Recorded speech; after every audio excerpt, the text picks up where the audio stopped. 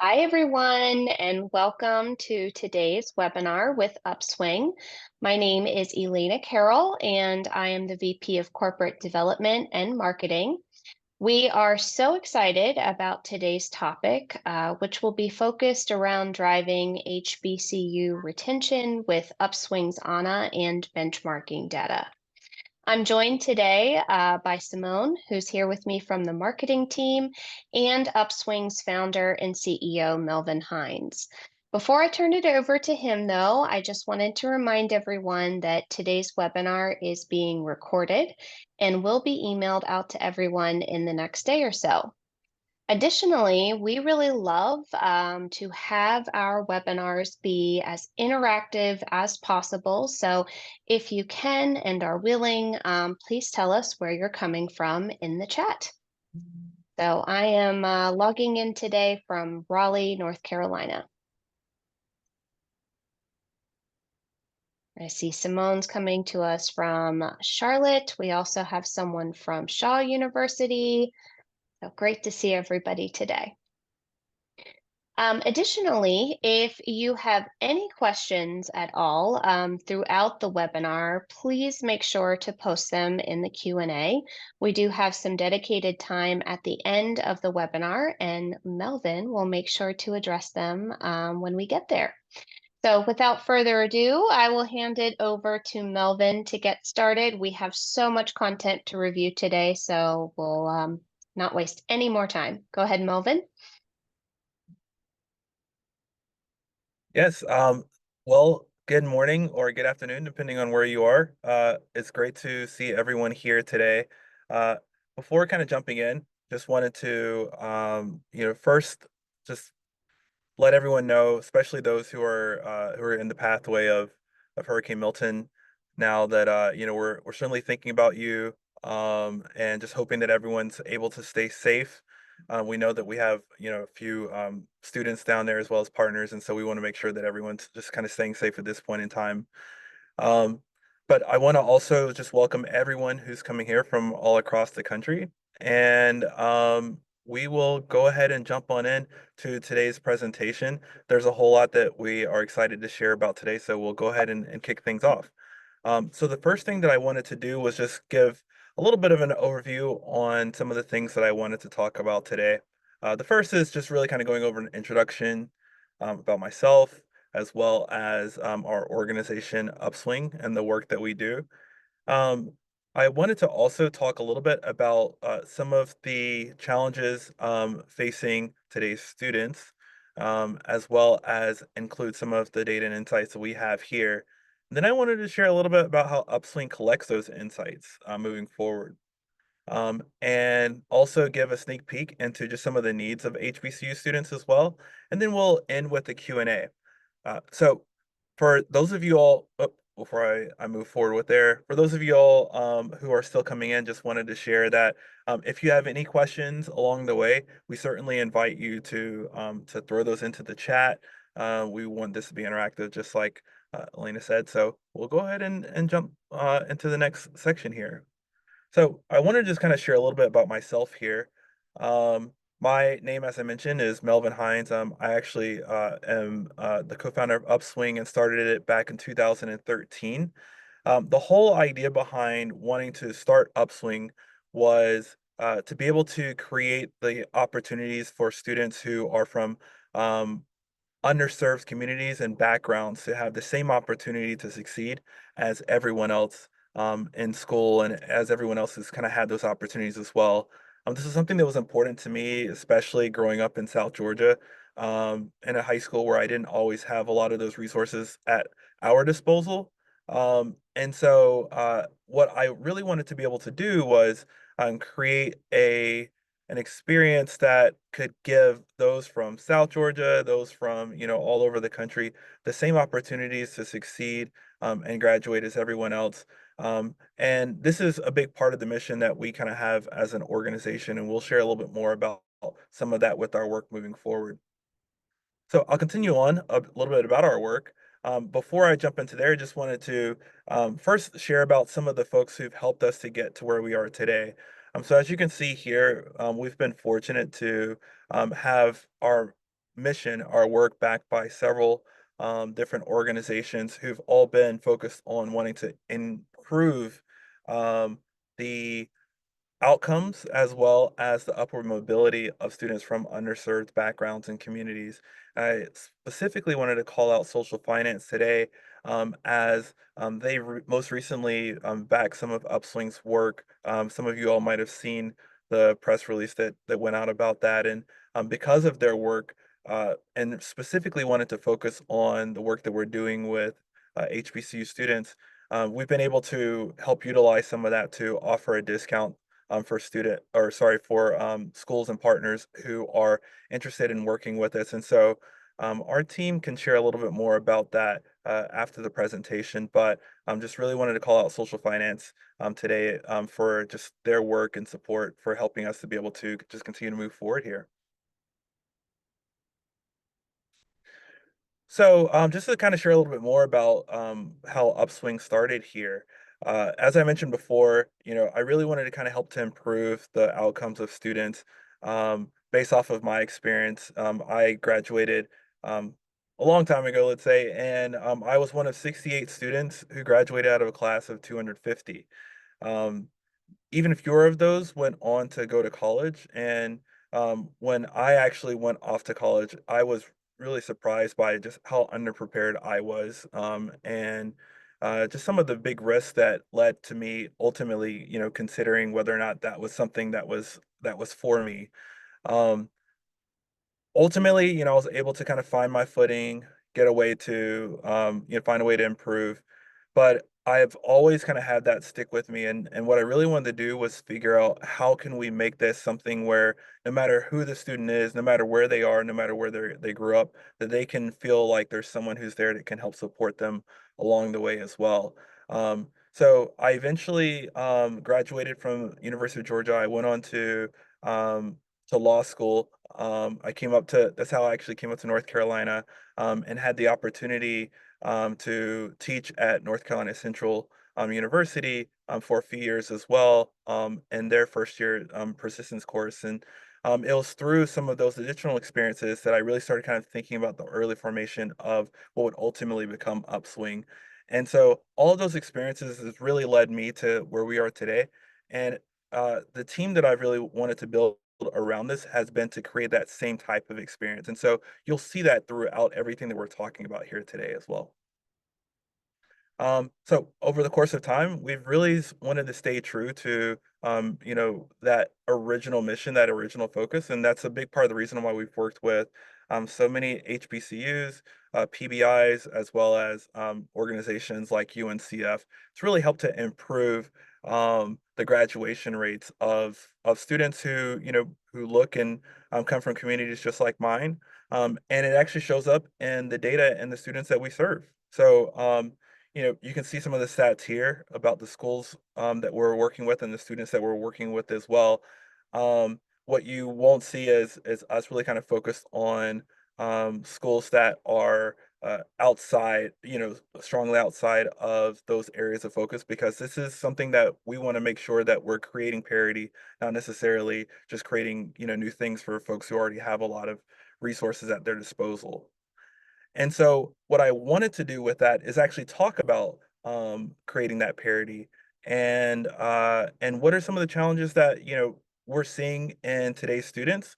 Many of them are challenges that I'm sure that you all are seeing as well, and I think this will help to kind of not only create a more inviting discussion, but also share some of the ways in which we're trying to think a little bit differently about how we can support those students as well. Um, so before we kind of jump into some of the data that we have here, I wanted to just kind of share a little bit about a conversation that I had recently. Um, I was speaking at the UNCF conference that took place this summer and had a chance to meet with an HBCU president who was sharing that one of the things that she really wanted kind of at her disposal was an overall understanding of just what is happening across all of the students that are on her campus at any point in time, utilizing all the different tools and methods and resources that they have together. that there are a lot of silos when it comes to these types of products and these types of initiatives, and so it's hard to really just get an understanding of what this mean and where should we really put our limited resources to focus. And that's a big part of what it sounds like a lot of people are trying to kind of get to. That's really kind of the holy grail here. And I think that for us to really tap into that, we must first start with understanding kind of what has changed over the course of the last few years when it comes to students, particularly those who are from underserved backgrounds. And so I wanted to start with this report from the Hunt Institute called Attainment for All Post-Secondary Pathways, Centering Equity and Wraparound Student Services. And I really like this report because it calls out a few things. First, it starts with just talking about the changing demographics that we're seeing here, right? That 35% of students who are going to college are over 25. Almost half are first generation. Um, Most students are working at least part time, with quite a few working full time as well. And why this is, of course, really important here is that when we take a look at students who are attending HBCUs, many of those students that are referred to in that earlier slide are the same students that are attending HBCUs. For example, a third of all student parents who are going to college today are Black. 22% are adult learners. When we're talking about those who are first generation, 18% of all first generation students are also Black or African American, and we also make up a significant proportion of students who are working while in school as well. And so we know that many of the challenges that we're talking about with today's students are also specifically focused on the challenges that we're seeing within students who are going to HBCUs. And that's a big part of the reason why we want to make sure they're focused on those wraparound supports and make sure that they're doing the work that they're supposed to be doing. So as we go in a little bit deeper, this study really started to highlight what were some of the challenges that students called out, right? So things like trying to figure out where should they even go to get help, right? Um, Needing the help with financial aid, housing insecurity came up quite often in this report, childcare costs, right? What we know is that, for example, 40% of African American women who are in college are also taking care of either a child or taking care of an older adult. And so they're having to navigate those experiences as well. Experiencing food insecurity, lack of a sense of belonging on campus, balancing work and academic loads. And so these are some of the key pieces that we know that if we can put a lot more just kind of effort into and focus on, that we can really kind of help to lift the tide and make sure that everyone has that same opportunity to succeed. So let's talk about how are some of the ways in which we're doing that here at Upswing. What we really want to do is focus on specifically those cohorts. So here is, for example, just a screenshot of one of the institutions that we partner with, and some of the data that we're able to show, which is for every 1,000 enrolled students, how many students are raising their hand about things like housing insecurity, food insecurity, mental health needs, those types of things. And we're also going into what are the resources that they're asking for example, right? What are the school resources? Some are needing help with personal development, financial aid and advising. We'll go a little bit deeper into these things. Right now, what I wanted to just kind of highlight is what are the things that are being called out in, as far as needs that students are having here. And this is exactly what we try to do here at Upswing, is really provide that um, overarching focus on where are the students finding themselves tripped up, and is that being amplified to the point that folks all across the campus can really kind of swoop in and support those students, or are they falling through the cracks? That's a big part of what we want to be able to answer so that we can give them that exact same opportunity to succeed as everyone else.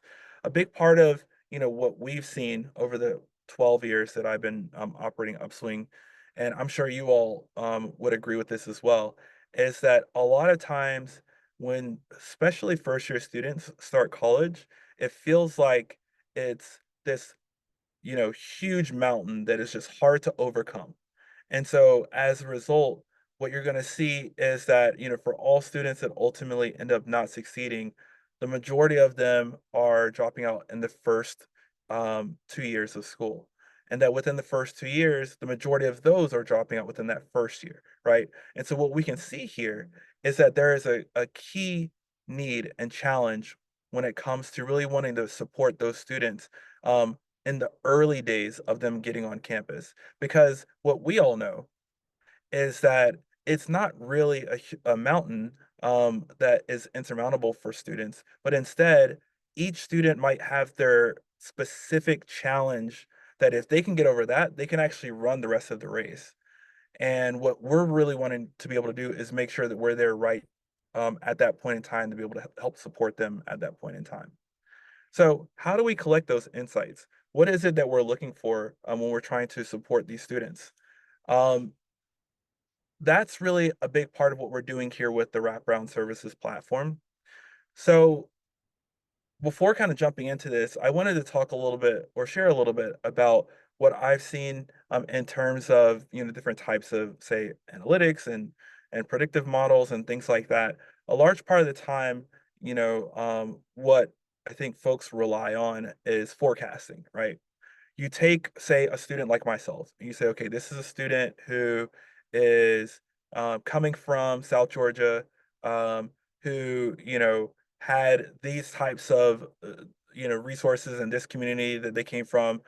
Their high school is ranked at this level, for example. And as a result, we're going to put this specific type of risk factor on that student. Um, and the kind of challenge with those types of models, with that type of forecasting, is that there are students who could do really well, but maybe had a death in the family, or maybe ended up struggling with getting laid off while at work, or maybe a child became sick, maybe the car broke down. There are these instances that take place that really change that likelihood of student success. And when we miss out on all of those intervening factors, what tends to happen is they end up being the students that fall through the crack. So rather than focusing on creating these forecasting models, really what Upswing's focus has been on is how do we make sure that we're there every step of the way for the student throughout their journey so that the second something like that percolates, we can step in, let you all know what are some of the needs that we're seeing, and we can also help the student out at the exact same time. So, in other words, what we're trying to do is help these students as quickly and as seamlessly as possible self identify the needs that they have and introduce them to those resources. And so, here's a way in which we're able to do that. We start off with our virtual assistant called Anna. And the whole idea here is that we want to create these campaigns to just reach out to students, not necessarily have them always reply. Sometimes they're motivational, sometimes they're engaging, but what we really want to do is create that experience with them. And by creating that experience with them, we can get them to um, feel like even if they're not willing to walk to the advising center or speak to someone on campus, that they can at least send a text message and say, "Hey, this is something that I'm struggling with." And Anna, because it is not just part AI, but also part human as well, we actually have an Anna support team. We're able to get back in response to people really quickly, and there's never just an automated message that is there's not an automated sounding message that comes back. You're actually going to get um, deep, responsive messages back to you as a student. Now, sometimes it's to point them to a resource that we've already identified on campus, but other times it's to connect them into our platform. And our platform is really the place where what we want to do is make sure that the support team includes all of the different advisors, counselors, tutors, folks who can help support that student 24 hours a day, 7 days a week. Because what we know is that because so many of the students that we're working with are also working in the daytime, we're taking care of other family members. What we want to be able to do is make sure that they can access through their phone um, the appropriate resource at the right time. And so, to make sure that we're doing that, we of course round that out with our 24/7 Upswing tutors that are available as well, to be able to support them academically. But we also want to be able to support them with additional resources to provide them with a whole host of social and emotional health needs. So we started off, and this was actually during the pandemic. We started receiving a lot of requests for students who were looking for help, specifically with mental health. And this was something that, we first were trying to kind of, send to campuses and things like that, but at that point in time, there weren't a lot of virtual, mental health supports that campuses had available for them. They were all in person, and students weren't able to go in person anymore. And so instead, what we did was we partnered with an organization called Psych Hub and another organization called Better Mind to provide access to on-demand content that they could be able to access through our platform, and then eventually to also provide 24/7 teletherapy support as well. And we're really excited to share that we've continued down that pathway until we actually just recently partnered with an organization called Single Stop. Some of you all might have heard about them. They basically will identify for wherever a student currently lives or exists, a whole host of different resources that are in their local communities for food insecurity, for housing insecurity, and additional resources that are nearby that students might end up needing as well. And so our aim, right, is to not just have Anna be this virtual assistant that's asking students questions, but actually to be able to show the student that if they're brave enough to raise their hand and say, "This is my need," that we can actually provide them with the support within minutes that they can be able to now feel like there's someone who's there who's going to help them and hold their hand and get them to where they need to go. And on top of that, amplify that data for you, right? So that we can provide those early alerts, that we can give you the interactions that Anna has been seeing, or that our third party support resources have been seeing, so that you can also step in and help support those students as well. So these are the ways in which we're collecting the data that ends up being part of that larger map that shows which students are needing which help at which point in time. And so, with that being said, that really takes us to the question: what types of help are we seeing with our HBCU partners? And so I wanted to just kind of share a little bit about what are some of the things that we've been able to see so far. And what I wanted to do was first start off by kind of giving an example of how we were able to ask this student for or ask this information from thousands of students over the course of the last year. So this around this time last year, we sent this message out to students, basically saying you've made it about halfway through the semester, and I'm so proud of you. Don't forget that you never have to do it alone. How are you feeling about the rest of the semester? And students could reply, I think I could use a little help, or I'm feeling pretty great about it. So here's how students responded. Across all the different students who responded, about 55% said that they felt like at this point in time they could use some help. The other 45% said they were feeling great. We were able to send them an encouraging message, and we could focus on the 55% of students, saying, "Can you tell us what are some of the needs that you are feeling challenged by at this point in your semester?" And this is the data that we're able to kind of share back about all the different HBCU partners that we've worked with who have ANA. That from those responses, we had about 245 students for every 1,000 saying that they were really needing help with different personal development needs. This could be things like, can you help me with time management? I'm falling behind on my courses. Or maybe I'm getting ready to apply for a job and I need help with, resume or cover letter help. There were school resources that many students reached out to. They didn't even know that many times those resources existed. Of course, there were students who reached out looking for help with tutoring and advising as well. But all of this was data that we could be able to then bubble up and share to our partners to say these are the challenges that we're seeing that students are having at this point in time in the semester. Not necessarily what we predicted that they would have based off of their background demographics, but instead what they've actually told us are the challenges that they're having as we speak. And we know that this is really important and that this is really key because, as you can see here, this is a study actually conducted by one of our backers, Lumina Foundation. Nearly half of Black and Brown students who considered dropping out of school in 2022 mentioned that the top three reasons, right? One was emotional stress. The second one being mental health. And then the third one, obviously, cost, which is something that we all know about. But what we want to do is find out, when are they dealing with this emotional stress? What are the mental health challenges that they're having to overcome, and how comfortable do they feel in overcoming that? Right? Sometimes it could be something as simple as needing an encouraging message, but other times it could be much deeper. And we want to make sure that we can support those students right in the nick of time for their supports. And so, what I wanted to do was share a little bit about some of the findings from our Anna Insights report that we actually published this year. And so I'll share. Sorry, I'll pass it on along to Elena, who will share a little bit about some of those findings here. Yeah, thank you, Melvin.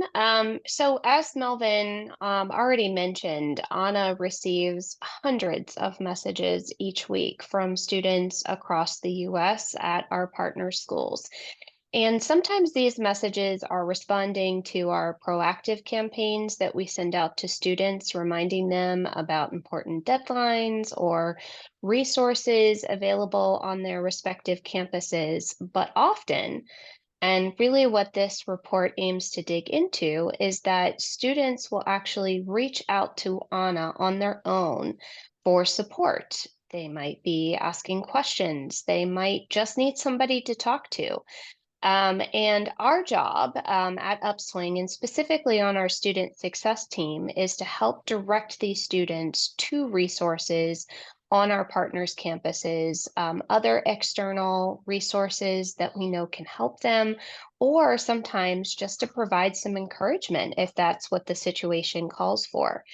And what's been amazing about this opportunity to be on the front lines of talking to students every single day is that we've been able to learn from their questions as well as their reactions to the information that we're providing them. And what we've learned from these is actually what's included as some of our main findings in the 2024 Audit Insights report. There is definitely a lot of information in this particular report, but some of the highlights that I think we can all think about today is just the prevalence of school resources as the top referral that we most often send to students. So this means that Upswing is most often referring students to resources on campus. However, these resources are unfortunately not always received positively by students. Our data indicates that a 17.4% rate of negative sentiment happens from our students post referral for school resources. Another interesting stat is that over 40% of our students indicated that they could use some extra help. Not surprising. But when we think about the timing of when this happens, and that extra help occurs in the months of April, January, September, and October, respectively, as the most popular months, the data starts to get a little bit more interesting when we start thinking about how we can plan and support these students better throughout those specific times of the year.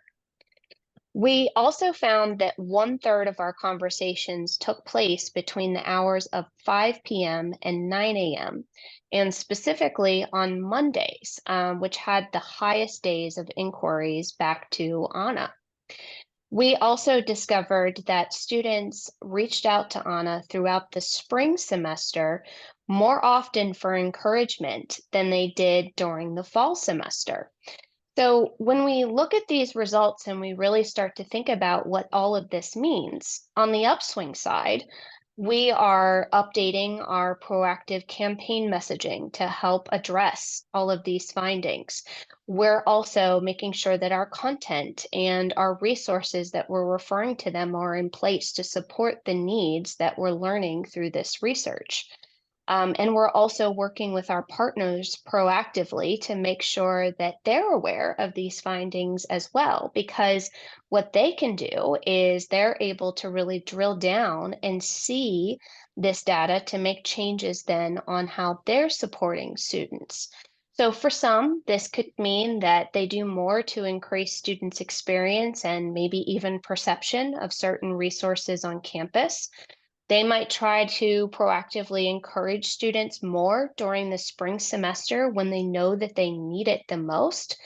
And I think the list goes on. And even though these are findings overall, right, from all of the ANA data, the amazing thing is that they're able to really drill down and look at this data on their own and for their own campuses to really be actionable to improve their interactions and support systems for their students. So, if you haven't reviewed this report already, it is just a wealth of information, and we'd love for you all to take a look at it. I know Simone's going to put the link in the chat shortly. We'll also include a QR code at the end of the presentation so you can download it if you haven't done so yet. So, back to you, Melvin. Thanks, Elena. Yes, a huge wealth of information. Team did a really great job of really pulling together all the different insights that we've learned over the course of the last year, and look forward to hearing your thoughts on that as well. So, I wanted to zoom in particular on this idea of student escalations. Student escalations are a specific type of alert that we provide when there are things that are of increased importance.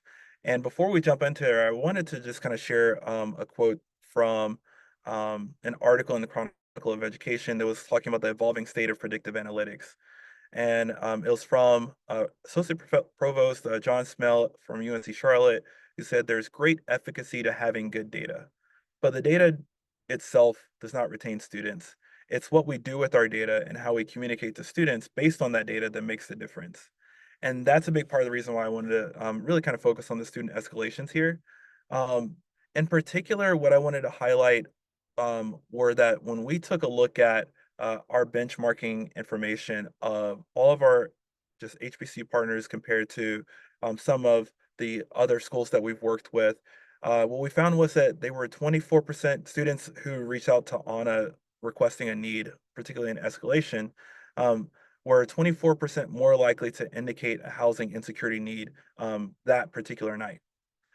And so this is one piece of information that, obviously becomes more and more important as certain times of the year start to creep up on us, that we want to make sure that we're able to support them and that we know that different communities have opportunities to support them, but they all always don't always know where to go to be able to get that help. We also were able to uncover that these students were 41% more likely to indicate a dropout risk. And when you zoom in to that dropout risk, what you start to see is that a lot of times, again, going back to that mountain analogy before, it's something that they feel is insurmountable. That this is just yet another of a mountain of things that they have to go through. But if there's someone who's there who can help to support them along the way, we can help them to see that it's challenging, but manageable, and that's a big part of, the place where we wanna be able to alert that to you all so that you can, of course, be able to help support your students and make sure that they're staying on that pathway towards success. And the biggest thing that I wanted to mention was that what we saw was that they were 50% more likely to indicate a suicide risk. Um, Unfortunately, what we've been finding through just our ANA, messaging in general is that students, um well, I should say, fortunately, are willing to at least share some of their concerns through Anna. But unfortunately, what we've been finding is that we've had to really navigate these about 9 times per year for each one of the campuses that we've worked with on average. And what's happening is that a lot of these times, students, especially those who are not always on campus and don't, you know, always have immediate access to support, are thinking that there isn't really anyone else there who actually cares about, them or what's happening next. And what we've been able to do is really kind of help to support them and let them know that there are resources available for them, that there are people who want to help to see them succeed and help them to navigate once again this point in time in their lives that might feel overwhelmingly challenging, but that they can actually make it through. And that's a big part of why, we feel that the work that we've been able to do here, we want to make sure that we're amplifying all across campuses and be able to support those students as well. And what I wanted to really highlight is that because of how important these escalations are, our typical honor response time is actually less than 3 minutes. Um, Particularly, what happens is that if we do have a student who is reaching out about what we've categorized as an escalation, we actually have a plan of action for not just replying back as Anna, which of course we will do here, but also reaching out actively to our campus admins, sometimes to emergency support personnel, to make sure that we can get someone in front of that student as quickly as possible to be able to support them. And this is a big part of just what's necessary, during this time and age. And so we want to make sure that we're creating those levels of emergency support as well as the more overarching levels of support for students as well. Um, and what we've been able to see is that students as well as our partners have found this to be helpful. This is actually one of our schools who reached out relatively recently and mentioned that the on escalation process has led directly to us retaining several students who would have otherwise dropped out, getting notified about these potential issues, and then working with the student to get counseling or academic support has been really impactful for them, and they otherwise wouldn't have known about the issues. We really appreciate all of the work that you do to make sure that these students don't fall through the cracks, and that's Natalie Oswald at Panola College. So we're really wanting to make sure that we can help provide that level of support. Again, going back to that quote that started all this, right? The data is one thing, but we want to make sure that we're being actionable and supportive around that data as well. And so that's a big part of the way in which we've been able to help support our HBCU partners, and we want to continue to be able to support you as well. I wanted to share a case study actually from one of our partners, one of our actually oldest partners, North Carolina A&T State University. I think we've been with them for about 7 years now. Um, and just wanna share some of the challenges, that, that they mentioned when we first got started. So, the first was that they had a huge growth and on-campus tutoring, thanks to the push of their academic center, um, but that led to some difficulties, right? Especially just supporting the increased demand from their niche and upper level courses. Again, similar to kind of my background and my experience, there were students who were not always comfortable admitting that they needed help, or recognizing that everyone needs help sometimes. Um, we also were able to find through focus group data that students, many of them were studying between 12 a.m. and 3 a.m. And of course, the tutoring lab was closed by that point in time. And so, what they were looking to really provide was a support system that could be 24/7, that could engage students and give them the academic support that they needed, that was flexible as well as personalized. Um, and so what we've been able to do over the course of the ensuing years was really work together to provide a combination of both the academic support as well as the SMS engagement solutions, including the ability to schedule on demand and future sessions with both NCANT tutors as well as Upswing tutors, providing assignment review in an asynchronous fashion, as well as making sure that through ANA, students are getting reminders, announcements, and the encouragement that they need. And that's really led to increased engagement overall, more students utilizing those tutoring services. It's helped to increase the team's capacity as well, by giving them the ability to set their schedules and support those students, as well as helping to retain students, making sure that they graduate and that they don't drop out. Amy Anderson, someone who we've been very fortunate to work with for a while there. I just mentioned working with Upswing to identify key times for sending reminders about advisor meetings and tutoring through ANA has been very impactful. Also, as our students engage with ANA and ask questions, I get alerted to any students thinking about dropping out or having mental health issues, and I've been able to intervene with the appropriate resources. So those check-ins and interactions really do make a difference. So, we've been really just fortunate to have this opportunity to work with NCANT. as well as so many other partners over the course of the last 12 years. And one thing that I actually wanted to mention, um, this is something that we're working on this year, but just actually got this information this week.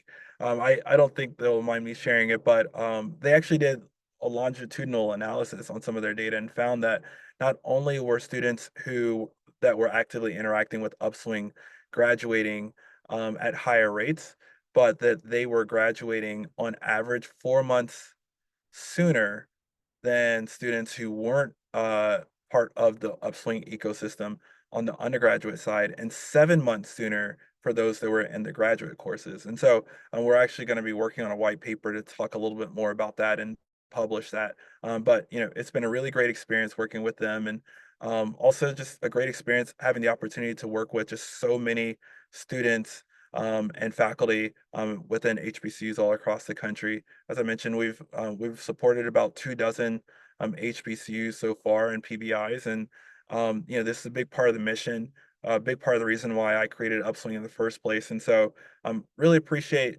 everyone's time here today, and just being able to share a big part of why having that 50,000-foot view data, for in your hands has been so key, but also why what we try to do is not just provide that data and that insight, but also, provide some action steps for students along the way as well. So thanks again, and, I believe we're in the Q&A section now. I'll, see if there are any questions that anyone has.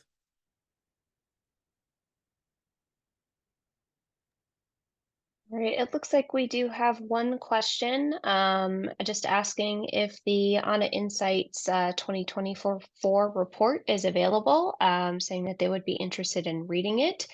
So we can put that link back in the chat again.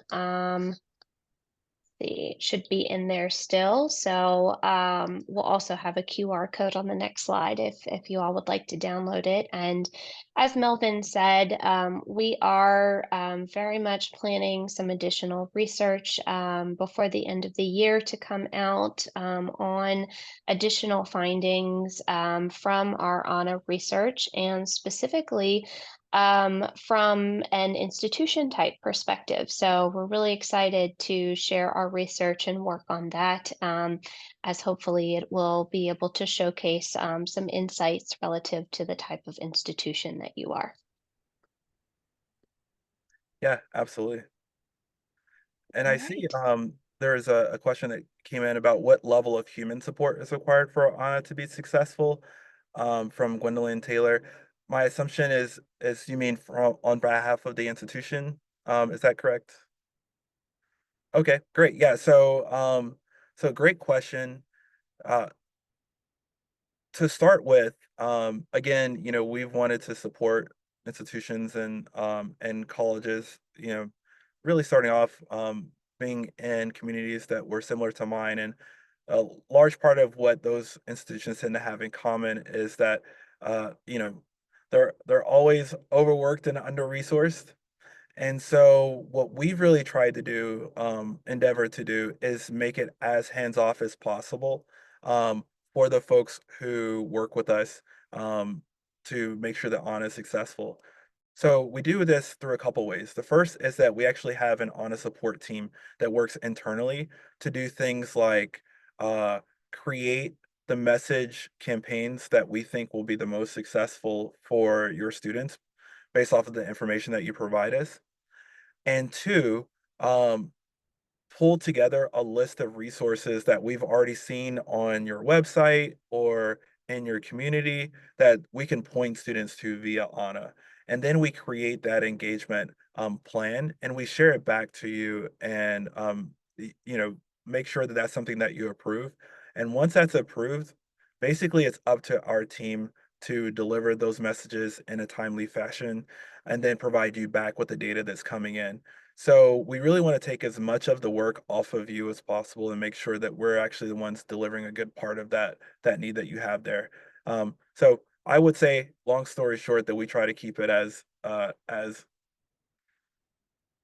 simple as possible on your side.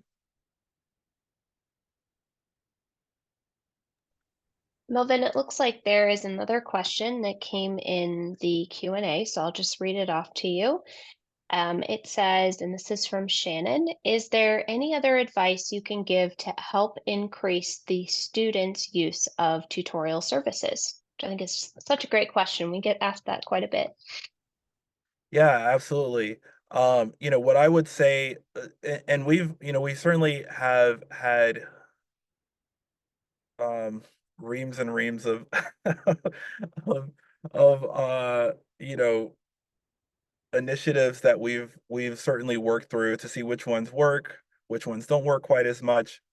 Um, and I would say there are a few things that just across the board, no matter who we work with, seem to be the common ones. The first is that what we want to do is get in front of the first year students before school starts. Make sure that they know that those tutorial resources are available for them before campus even begins. So if there are any sort of you know, uh, pre-class type orientation programs, things like that, making sure that we're getting in front of them. But the second part to that, that's part one. Part two is that what we found specifically for academic support, but really for all support, is that a lot of times it kind of goes in one ear and out the other, um, until the need is there. And so one of the things that we found really interesting, and helpful is, taking bookmarks, taking, little even like Vistaprint business cards and providing that access information to the instructors that can staple it to, say, a piece of homework that a student didn't do well on, or staple it to, a test assignment that they didn't do well on, so that right then, when they're finding out that they need that additional support, is when it clicks to them that, oh yeah, I have been told that this is a resource that's available. So that's something that we've definitely seen happen and occur across the board. The other thing that we learned early on is that, in the early days, we used to do a lot of flyers that would say, go to Upswing to get tutoring, for example, and post those across just different hallways and all those types of things. And it kind of worked, but what ended up happening, the we found out actually from one of our tutors, that worked the best, is that students don't tell other students to go to Upswing. They tell students to go to a specific tutor, and that tutor just happens to be on Upswing. And so I think that what we learned there was that if you can personalize it a lot more and not just make it about going to a place, but going to a person, it makes it a lot easier for people to navigate the hoops that they have to go through in order to get that support. And so as you're thinking about maybe flyers for the fall, or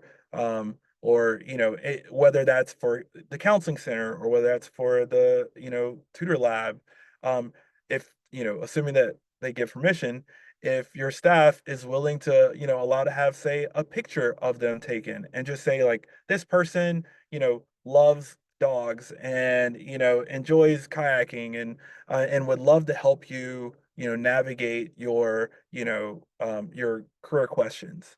That is one of the things that we found really takes off in terms of supporting students.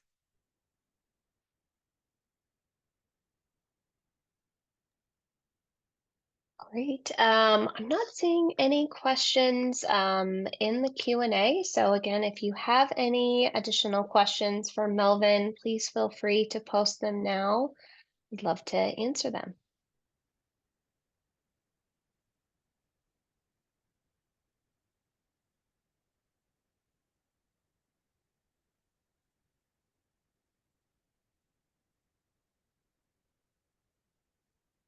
You answered everything. You did, absolutely.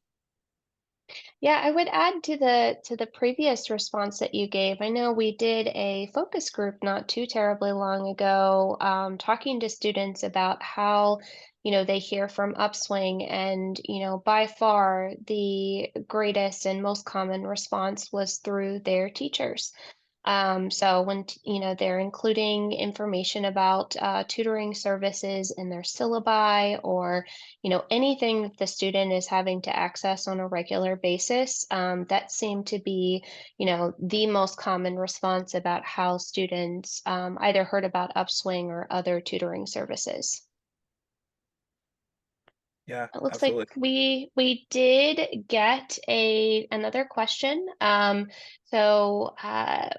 is asking, what has been your greatest turnaround experience? Yeah, there's this one, well, there's 2 that I can think of. I'll leave it to one. This was right around the time of the pandemic. Obviously, the pandemic was a big, shock, for everyone within higher education. Um, so we were deploying Anna to, all the different schools, and we sent out a question saying, "Hey, this is, you're getting towards the end of the semester. This was the end of the spring semester. Um, we want to make sure that you remember that in order to continue school, you have to, uh, redo that FAFSA again. So, do you need any help with it? Do you feel like you've got it?" And there was one student who reached out to us and said, "I've already completed my FAFSA, but I decided that I'm not going to return back to school." Um, and so we asked the question, sorry to hear that. What are some of the reasons why, that was the case? And she replied back, all these litany of challenges that she was having. She mentioned that she couldn't get in touch with her professor anymore since the pandemic hit. She mentioned that her kids are also out now, and she's had to give them her laptop. She mentioned that she also had an issue. I can't remember exactly what the issue was, but something that caused her to not be able to work as well. Um, and so, we really kind of got to work, making sure that we were able to find out, who's in her classes, connect her in with those professors, let her know how she can reach out to them. We also worked with the institution who actually had a laptop loan program to be able to provide her with access to resources to be able to do that. Um, and then there were a whole lot of other things that were taking place. What I remember was that 2 weeks later, she sends, an unprompted message to Anna and is just saying, "Thank you so much for everything that you did. You have no idea. I was just feeling like, I was alone on an island and no one was caring about what was happening to me." She said that she finished the semester with 2 100s and a 98 in those courses, talking to her professor about her exigent circumstances and getting the help and support that she needed, and that she was re-enrolling for the fall, and was just basically profusely saying, "Thank you all so much." And that was one of the things that has stuck out to me even 4 years later, because you're a team, and you're kind of, you're doing these things as they're coming in, and you're putting all these different things together, and you're trying to make sure that the platform is staying up and all this sort of stuff. And it's in those moments that you remember that you're doing all this for the well-being of a particular student somewhere out there in the world who, you know, is feeling alone. And I don't know, that's been one of the things that's definitely stuck with me for quite a while.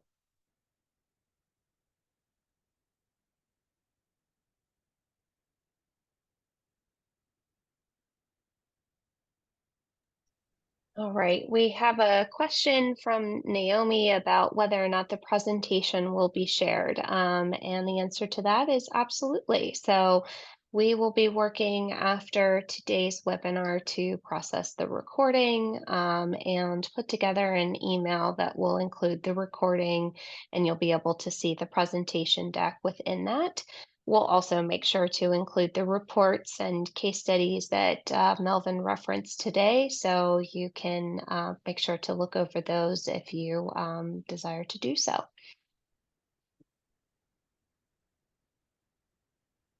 Wonderful. Any other questions?